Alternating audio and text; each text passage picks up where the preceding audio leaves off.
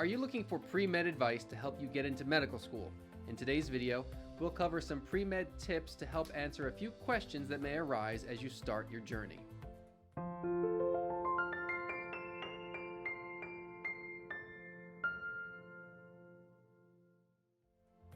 Hi, my name is Chris and I'm an admissions associate here at BeMo. Before we get started, be sure to subscribe on whatever social media channel you're watching this from now so you don't miss any of our upcoming videos. If you would like us to help you get into medical school, please visit bemomedschool.com to schedule your free initial consultation. As a quick tip, check out the timestamps in the description of this video to navigate to specific sections of the video that you're interested in. Here's what we're going to cover. Is medical school worth it? Medical school application help. Qualities to have for best medical school acceptance, and how to select the best medical schools for you. By the way, we're giving away $50 Amazon gift cards every week to the best comments and questions, so comment below for a chance to win. There's this one thing that will dramatically improve your chances to medical school acceptance.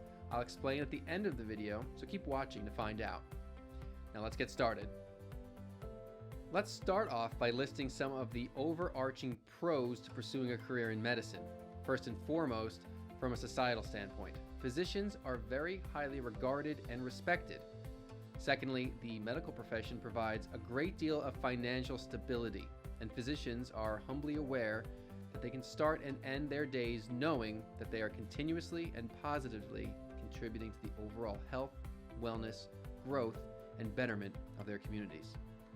There is definitely an infinite number of additional pros associated to pursuing a career in medicine.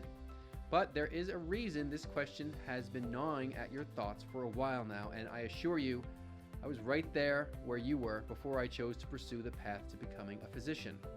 I implore you to join me as we reflect on what many may view as the cons of pursuing a life and career in medicine, as the overarching downsides may be too difficult to neglect.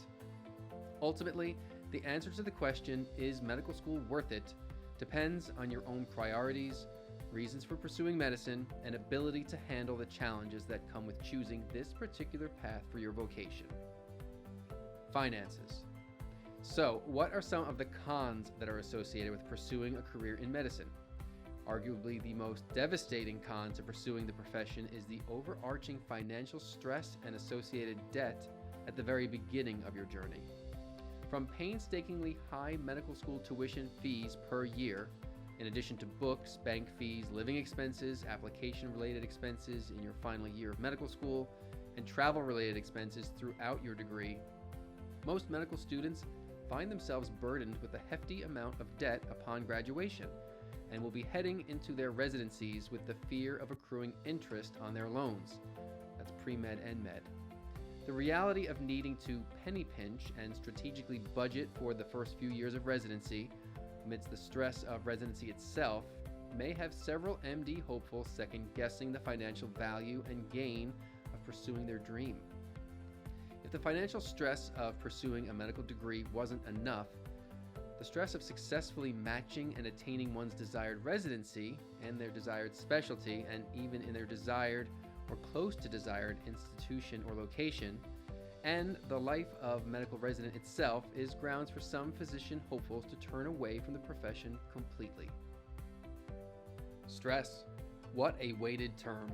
In addition to the aforementioned uncertainties and stress-related cons of pursuing a medical degree, the ominous and looming existence of stress and its ability to snowball without a second's notice at any time throughout the life of a medical student, resident, and practicing physician is reason enough for many MD hopefuls to turn away, choose another path, and never look back at the life that could have been. From an academic point of view, the speed at which medical material is introduced, taught, and tested has been compared to attempting to drink out of a fire hydrant. As well, the answer to that age-old question, how hard is it to get into medical school, is, to be brief, it's very hard. Although medical students come into medical school as having been the top of their respective classes, the fear of not academically keeping up or the potential of not passing an exam or course is an unfathomable thought in and of itself.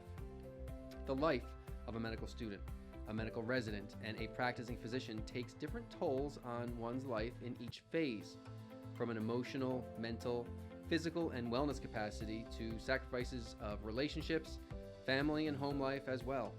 In medical school, depression rates of medical students far exceed that of the general public.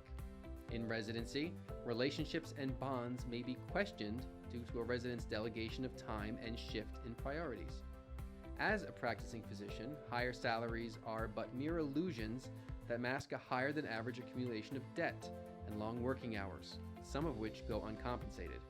Patient-related stresses and worry all take an undesirable toll on family life, health, and wellness in a whole new way, as even more responsibility is taken on.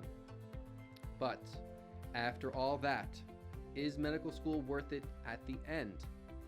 With all the aforementioned downfalls of pursuing a medical degree, I can see and sense that you are undeniably disheartened, and that at this very moment, more than ever, you're thinking that pursuing your lifelong dream of attaining a medical degree proves to be of no value. Don't turn away.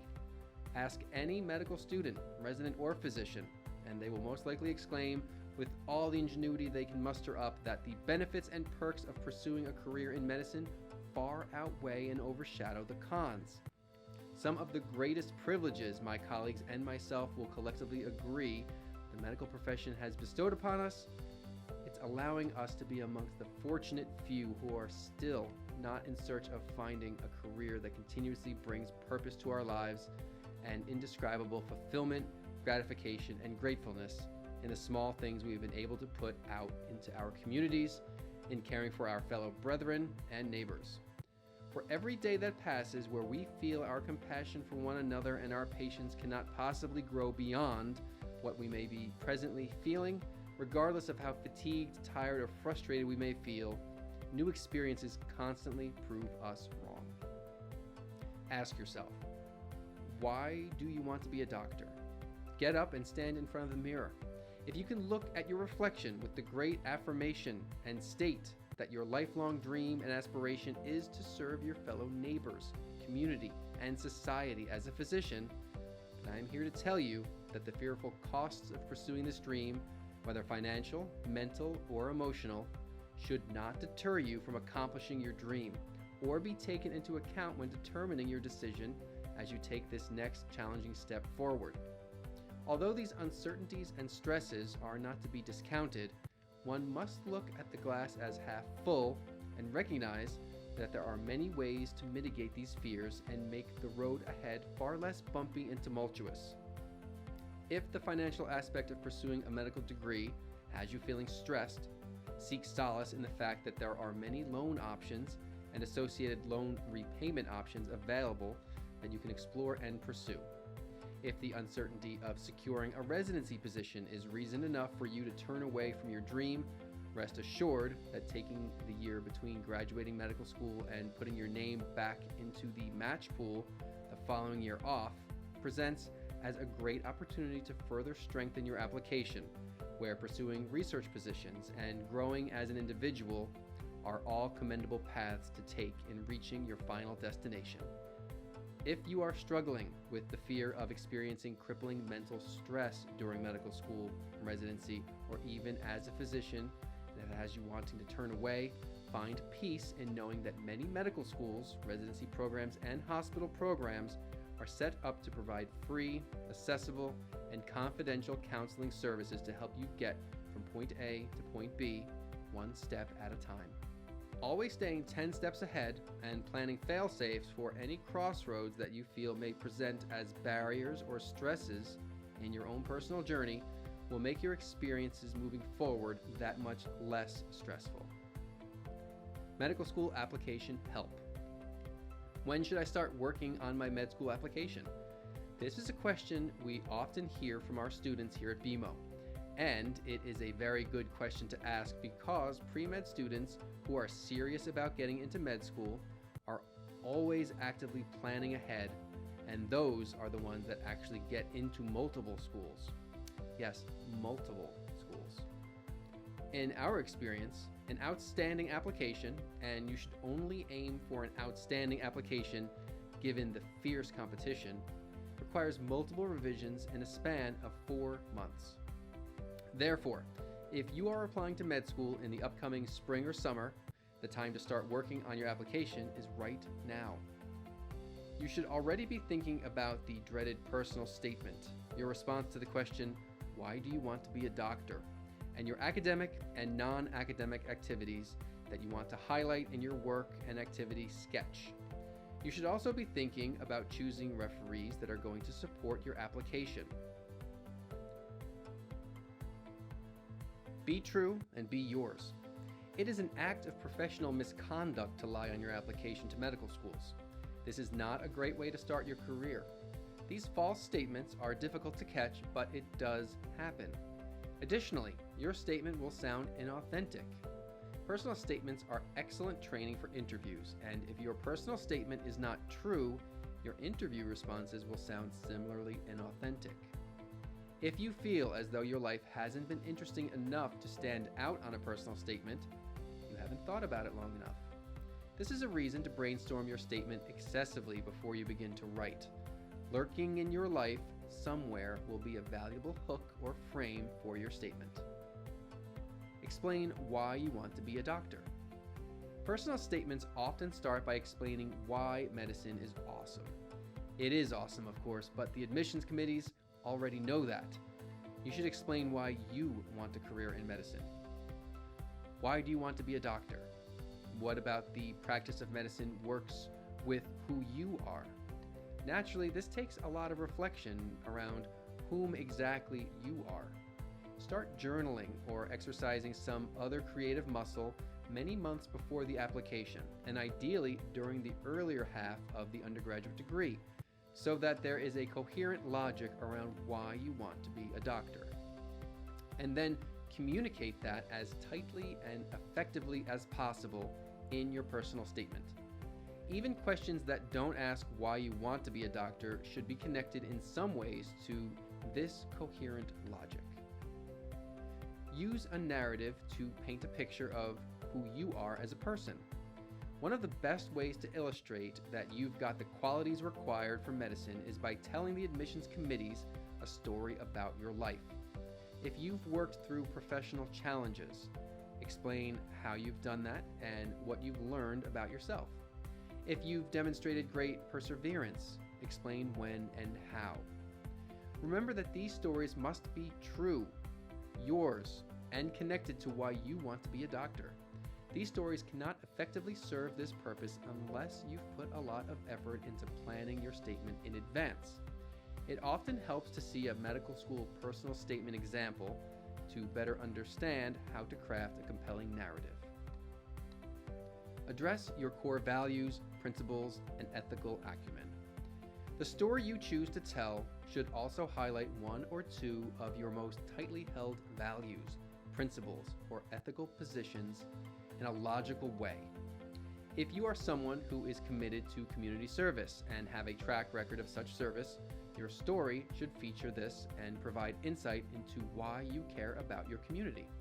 Saying, "I value community service," when you've never volunteered a day in your life is absurd.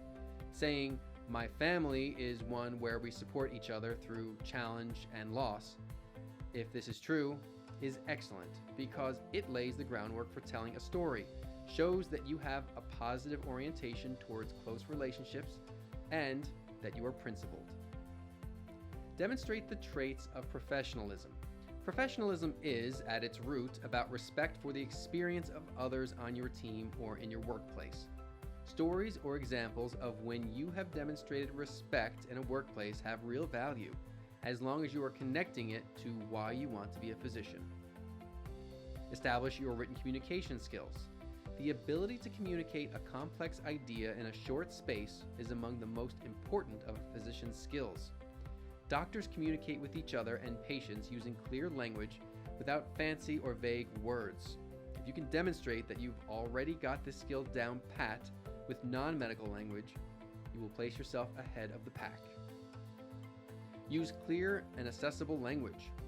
Describing a clinical condition to a patient requires using specific but clear words. This is why your personal statement should do the same thing. Using large words in unwieldy ways makes you sound like you are compensating for poor communication skills. Use words that you believe most people understand. Read your personal statement back to a 14-year-old and then again to someone for whom English is not their first language to see if you're off the mark. Fancy words do not make you a good communicator. Listening and ensuring comprehension makes you a good communicator. Be grammatically immaculate. If you give yourself more than one night to write your statement, the chances of grammatical errors will decrease. Use the grammar checker on your word processor. Use the eyes and ears of other people to check and double check. Read your statement out loud to yourself, and I can almost guarantee that you will find an error. Use fresh eyes on the statement several times before you actually submit, and you should be in the clear. Possesses flow or readability. If the statement is pleasant to read, it will get read with more attention and appreciation. Flow is easier to craft through narrative, which is why you should root the statement in a story that accomplishes characteristics 1 through 5 in this list. Flow takes time to build, which is why your statement should be etched out through many drafts and should also be based on an outline. That is, you should brainstorm, then outline, then draft and redraft, then bring in editors and listeners, then check and double check, then run through the list of cardinal errors below and fix anything that needs fixing, then submit. If you are going to take language risks, you should have a lot of writing experience and do it well. Some applicants will have degrees for which they've written hundreds of thousands of words and read millions of words. These applicants should feel welcome to take strategic, creative risks with their narratives, but every point on this list still counts. Just because you know how to master a $2 word doesn't mean it belongs in your medical school application. Your personal statement should also maintain its concreteness, and be wary of the very abstract while you take your creative risks. Just because you're a strong writer doesn't mean you don't need an editor. Margaret Atwood has an editor. Everyone needs an editor. You need an editor. Address gaps in GPA, MCAT, or other history as per the directives on the school's application guidelines. The University of Toronto, the University of Calgary, and Memorial University of Newfoundland ask candidates to explain gaps in the academic portion of their application in the personal statement. The same is true for American med schools. Review the directions with a great degree of focus so that you leave no questions unanswered. They say the best medical school for you is the one that lets you in. A small wedge of students will be selected and ranked highly by nearly every school. These students have extraordinary grades, near perfect MCAT scores, plenty of demonstrations of professionalism and ethical acumen, as well as research qualifications. They are the 1%. If you see yourself in this description, you will likely have your pick of schools. You will become a competent physician basically anywhere in Canada, the US, or Europe if you follow the application instructions perfectly and demonstrate conviction through your answer to the question, why do you want to be a doctor? It's really about the bigger learning picture. So lastly, let's talk about the 1% group. If you are a member of the 1%, these are the top 5 questions you must ask yourself when it comes to assessing offers. Number 1, does the institution have research or professional development opportunities in your area of interest? Exceptional students are coveted resources by research labs around the world. If you know you want to work in a sub-specialized area of medicine, these opportunities will be keys to positions in elite residency programs such as Harvard's program in medicine dermatology. Number 2, is the curriculum appropriate for your learning style? If you have always found yourself struggling to focus in lectures and prefer self-teaching or problem-based learning, some schools will result in pedagogical mismatches for you. Schools are very forthcoming about their learning philosophies, so do your homework and consider your learning style. Medical students are the human capital of medical school, and in order to be properly tapped, the system must fit their style. This isn't a perfect science, but students often self-select to appropriate learning systems.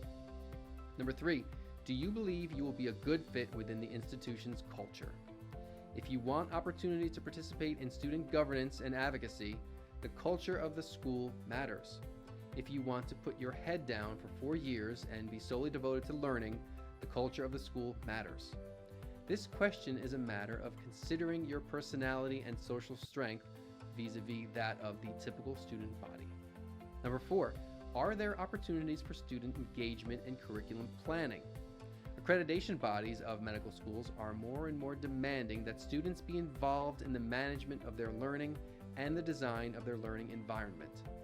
If you are interested in medical education, then choose a school that cares about your voice and integrates the students' perspectives into the philosophy of their institution. Number 5, is the location one that works for you? If the school is close to your support system, in a city that you enjoy with effective transit, offers good community participation, and has a spirit of innovation, you will feel really good living in that city. If the school takes you across the country into weather that you're not familiar with and you're prone to loneliness and isolation, do yourself a favor and choose a school closer to your support system. Medical school is stressful, so the opportunities you have to step away from learning to enjoy the social aspects of life must be readily available and easily accessible in a city that you will be calling home. If you're very independent, consider that medical school could be one of those occasions where you may be more interested in finding a social niche given the demands of the curriculum and the experience of medical learning. Don't underestimate your need for support. Check out our blog for more pre-med advice. I've included a link in the description of this video so you can find the blog easily. If you would like us to help you get into medical school, please visit bemomedschool.com to schedule your free initial consultation.